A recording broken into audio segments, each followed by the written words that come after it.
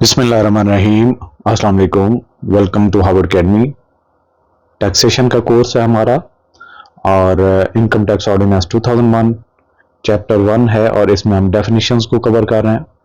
और as a professional tax consultant आप अपना बिजनेस स्टार्ट करना चाहते हैं या आप एक professional degree like I cap, ICMA और इसी तरह से ACCA वगैरह के आप एकेडमिक लेवल की प्रिपरेशन करना चाहते हैं इस सब्जेक्ट की, तो द बेस्ट है ये कोर्स आपके लिए। और आज का हमारे सेशन में हमने डिस्कस करना है डेफिनेशंस को ही। और 1A active tax payer list simple सी है। डेफिनेशंस को, टेक्स्ट को मैं आपको गो थ्रू जरूर करवाऊंगा ताकि आपको फ्यूचर में जो है चीज़ों को गो थ्रू करने में मसला ना हो। लेकिन सिंपल सी बात है कि जितने टैक्स देने वाले हैं जो FBR के साथ रिटर्न फाइल करते हैं उनकी एक लिस्ट बनती है जिसको हम कहते हैं एक्टिव टैक्स पेयर लिस्ट। ये एक्टिव टैक्स पेयर्स यानी जो एक्टिवली टैक्स अपना पे कर रहे हैं और उनकी एक जब लिस्ट बनेगी तो एक्टिव टैक्स पेयर लिस्ट बन जाएगी। तो इसमें और कोई भी ज्यादा आपने अपने आप को झंझट में नहीं डालना। Means the list instituted by the board under section 181 and includes such list issued by the Azad Jammu and Kashmir Central Board of Revenue और Gilgit Baltistan council board of revenue.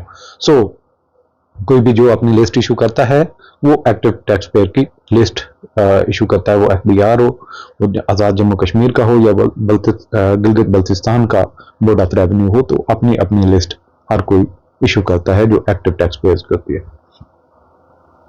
अच्छा जी, अगली डेफिनेशन काफी ये टेक्स्ट से हटके। अच्छा, मैं कोशिश करूंगा कि जो चीजें मैं ऐड ऑन करता हूं आपकी सहूलत के लिए उनको येलो कलर में, इसी कलर में शो किया करूंगा ताकि आप लोगों को जो है वो उसकी एक अंडरस्टैंडिंग रहे कि ये ओरिजिनल बुक का टेक्स्ट नहीं है। क्योंकि समटाइम ओरिजिनल बुक का टेक्स्ट आपको समझने में बहुत दुश्वारी करता है, तो उसको हम सादा तरीके से जो कहना चाह रहा है बुक में वो हम आपको कन्वे कर देंगे। अब इसमें एक आगे डेफिनेशन आएगी अमलगमेशन की।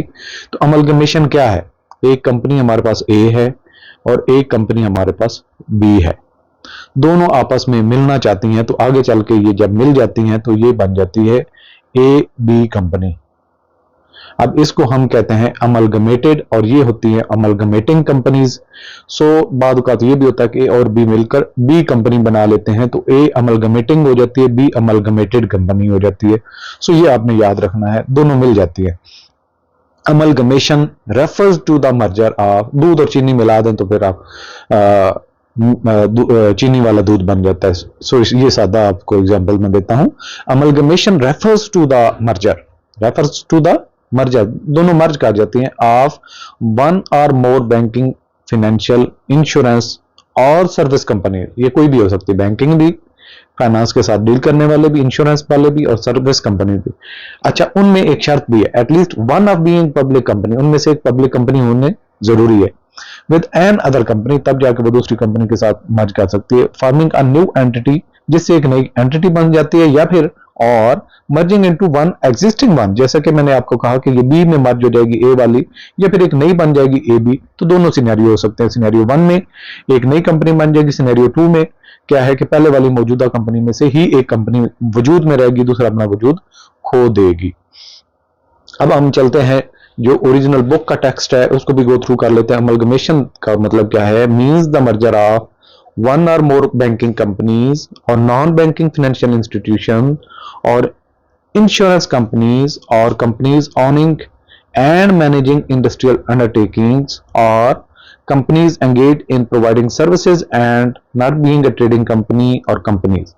In either case, at least one of them being a public company or a company incorporated under the any law other than Companies Act 2017 for the time being in force, the company or companies which so much being referred to as amalgamating company or companies and the company with which they merge or which is formed as a result of merger as the amalgamated company in such manner that।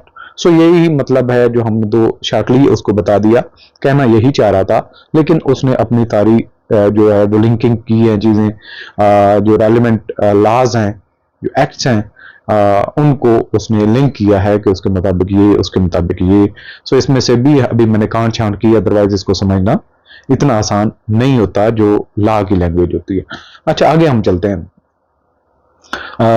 Actually आपने amalgamated या amalgamation आपने accumulated profit के हिसाब से mind में जो पहले 1A हमने पढ़ी थी उसी की इंजर्शन है ये फर्दर, तो उसको एक्यूमुलेटेड प्रॉफिट वाली बात को भी माइंड में रखना है। आगे चल के हम इसकी एग्जांपल भी करेंगे। अच्छा जी, ये है जी हमारे पास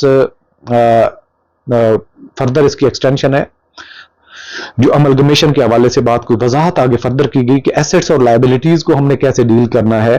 the assets of amalgamating company, amalgamating जो अपना वजूद खो देती है, ING से मतलब समझे कि जो वजूद खो देती है, और companies immediately before the amalgamation, वो जो कंपनीज जो पहले अमलगमेशन से पहले वजूद में थी, उनके जो एसेट्स होंगे उनका क्या होगा, become the assets of amalgamated company. अब नई जो कंपनी जैसे A और A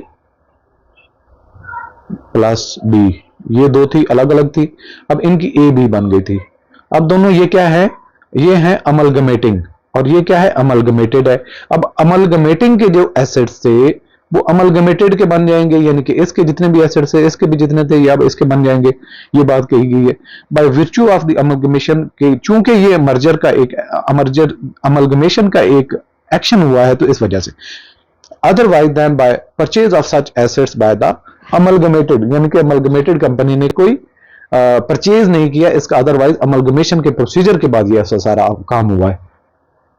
दूसरा लायबिलिटीज के ऊपर बात की गई है। The assets of amalgamating company or companies immediately before the amalgamation become the assets of the amalgamated company by virtue of the amalgamation, otherwise than by purchase of such asset by the amalgamation company or as a result of distribution of such assets to the amalgamated company after the winding up of the amalgamating company। या तो आप जो है ना वो amalgamating company उसको wind up कर लेते हैं और amalgamated company उसके asset जो purchase कर ले, और companies इसी तरह जो बाकी कंपनीज हैं।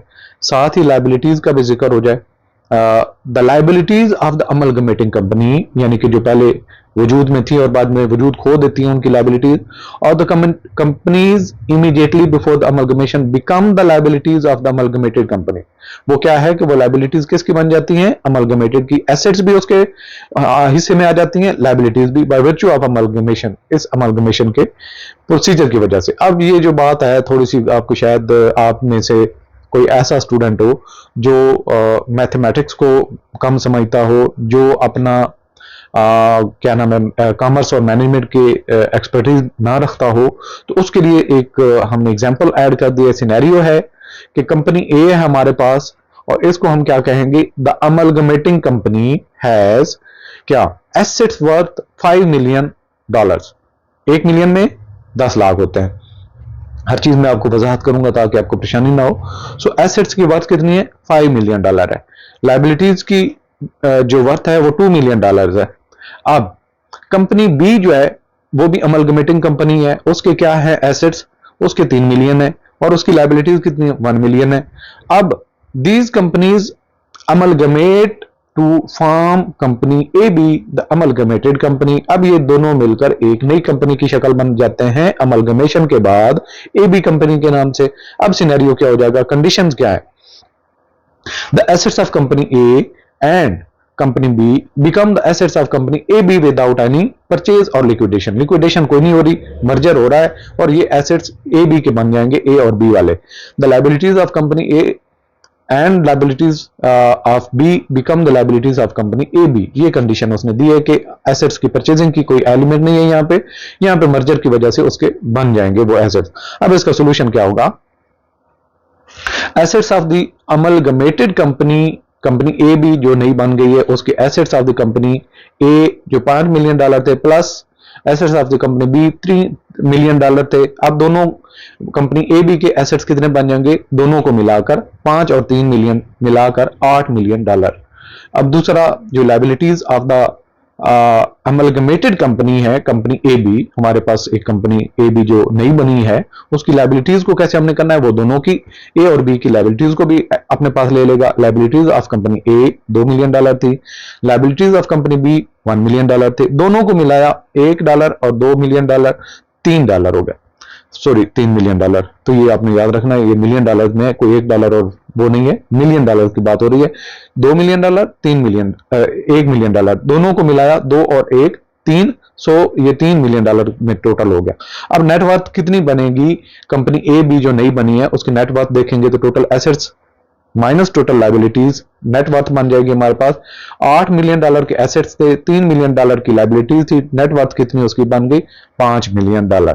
सो ये इसका है सॉल्यूशन। और आज का सेशन यहाँ पे कंक्लूड करते हैं ताकि आपको चीजें मेमोरेबल रहें, याद रहें, आसानी से आप चीजों को ग्रिप करते जाएं और आहिस्ता आहिस्ता एक बेहतरीन और मंजे हुए आप टैक्स कंसल्टेंट बन जाएं, जिसको कोई भी मसला ना हो बल्कि वो दूसरों को एडवाइस कर रहा हो। सो दुआ में याद रखिए, इंशाल्लाह ये सेशन चलता रहेगा, आप जल्दी से अपने कोर्स में रजिस्टर्ड हो जाएं ताकि रेगुलर जो चीजें हैं आपकी वो चलती रहे।